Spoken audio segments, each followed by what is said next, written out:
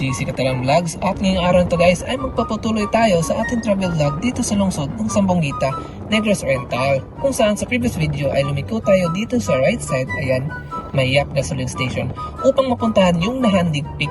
Pero sa ngayon is wagpasan muna natin ito. Pero kung di nyo pa napanood yung Nahandig Peak vlog natin, na i-check out na nasa previous video lang sa ating channel. Bali, ang pupuntahan pala natin ngayong araw nito is ang Turtle Island. So, unahan pa to ng proper at liliko tayo dito sa may left side na may signage na Tuantulang Beach Resort at iba pa. Medyo malayo-layo to guys, kaya kung di nyo alam kung saan papuntang Turtle Island, eh sama nyo si Tama at si Google Map. So, kung wala kayong sasakyan, ay mag-hire na rin kayo ng habal-habal o di kaya ng tour guide with ride. Bali, ang papuntang Turtle Island nga pala is from proper Sambongita. Mga nasa 10 to 15 minutes din ang biyahe, basta sundan nyo lang kami sa video na ito ha, huwag kinaliko basta-basta. And don't worry kasi concrete naman yung daan pero may mga rough road din konti. Bali, kung nakaabot na kayo sa part na ito ay liliko kayo sa left side, may maliit na signage dyan na to Turtle Island. And kung naka 4 wheels kayo ay iwan nyo na sa main road ang sasakyan nyo at maglakad na lang nasa mga 10 to 20 minutes papuntang sakayan ng bangka. Pero kung nakamotor kayo is pwede kayo magpatuloy pero siguraduhin nyo lang na naka Pro Max ang driving skills nyo. Dahil ang daanan din parang racetrack ng downhill.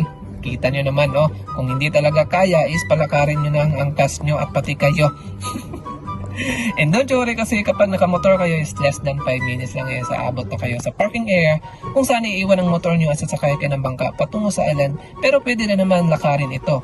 Wait, what? Island pero pwede lakarin? Yes, hindi naman talaga ito isang island. Tinawag na itong Turtle Island kasi may mga pawikan kung saan sila nangingitlog. Wait, tama ba? Ay basta ganun. At ayan, nakaabot na tayo dito sa parking area at eto, maglalakad na kami kasi maliban sa wala kaming pangbayad, walang bangka na nakaintay. So, maglalakad kaming nasa mga 10 to 15 minutes. Pero kung nakabangka kayo is less than 5 minutes lang aabot na kayo. Bali, ang bayad nga pala sa bangka is 100 pesos balikan na. Pero kung trip nyo maglakad, ay mag-ingat na lang kasi baka matulad kayo sa akin. Ayan, may mga puno ng aroma na maaring makatinik sa inyong mga paa katulad ko. Hindi ko lang pinahalata kasi medyo nahihiya ako at naka-video pa tayo. Pero medyo masakit siya guys. Naiwan pa yung tip ng tinik sa paa ko until now. Bali, kung natatakot kayo sa daan ay huwag mag-alala kasi may mga dumadaan din naman dito galing dun sa Turtle Island. Ayan, good afternoon po. Actually guys, may mga locals din na nakatira doon mismo kaya safe na safe ang lugar nito at pwede din kayong mag-overnight camping. Maliban na lang sa aroma, yun lang ang babala dito. Aroma nga pala yung nakatinig sa akin guys. Ayan, mga puno ng mga aroma.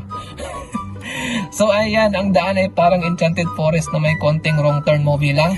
Actually, may mga dumadaan din dito ng mga motor pero di ko lang alam kung saan sila palabas papuntang main road eh. Mga locals lang dito ang nakakaalam. At pagdating dito, may signage dyan.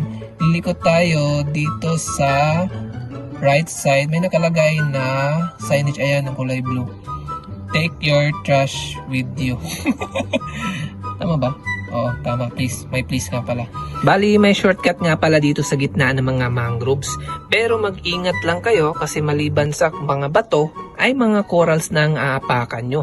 Kasi kapag nag-high tide na guys, is aabutin na to ng tubig dagat dito banda eh. Pero kung diretso ka naman doon sa dinaanan natin, dito tayo liliko sa right side, is maabutan nyo pa rin yung Turtle Island. Kaso nga lang, medyo malayo na yun. And dun ata dumadaan yung mga nakamotor na mga locals na nakatira doon banda. And ayan, nakasalubong pa natin yung ibang galing doon. Ayan, papauwi na siguro to sila. At ayan, nakaabot na tayo sa may mga buhangin na part and dediretso na kayo. Liliko kayo dito sa right and dediretso na kayo papuntang Turtle Island. Ayan, medyo maaliwalas na dito guys, hindi na madilim at kita nyo rin naman may mga poste na ng ilaw dito, so nakasasiguro tayo na maliwanag na paggabi. So sa mga nagbabalak dyan na pumunta dito ng gabi, so huwag mag-alala kasi may mga ilaw na rin dito. So dediretso na kayo at kita nyo rin naman parang may dinaanan ng gulong ng motorsiklo kasi may mga iba rin na dumadayo na nakakaabot dito na nakamotor. Pero may signage na dito na lang ipapark ang mga motorsiklo nyo. Hindi na pwedeng pumasok doon sa unahan. Bali, dadaanan natin ang mga bahay na ito and sa dulo is ito na ang abutan nyo.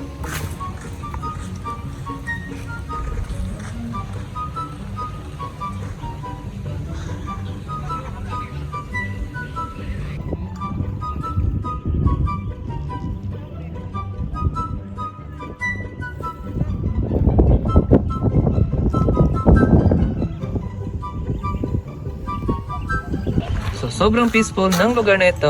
And ayan, may mga tables and chairs. And may duyan din.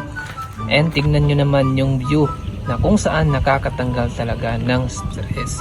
At ito pa, sabayan pa natin ng drone shots.